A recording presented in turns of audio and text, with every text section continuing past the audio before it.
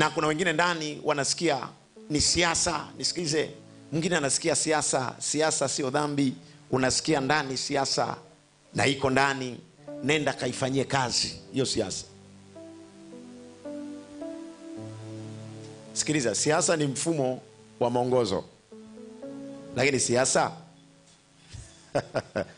siasa, usishabikie siasa. Acha kuwa mshabiki wa siasa.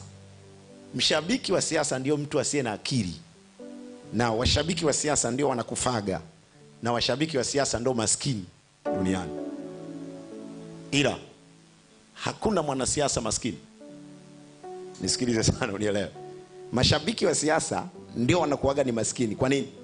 Kwa sababu wewe unaingia pale kwenye siasa, hauna interest yote, huna kitu unachokitageti, uko pale. Kwa hiyo wewe unasubiria kusikia upepo.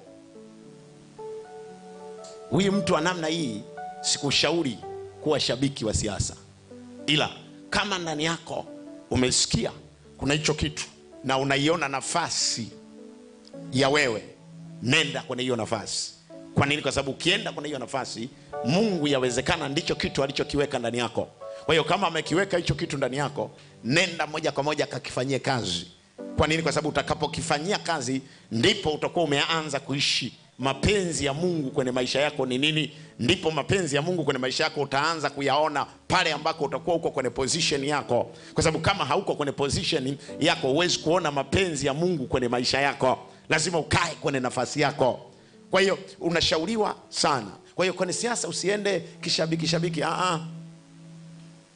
Sasa unajua huu ni wakati usiende hivyo. Nenda kwa sababu unalo target ambalo unasikia Mungu anakusukuma kwa hilo.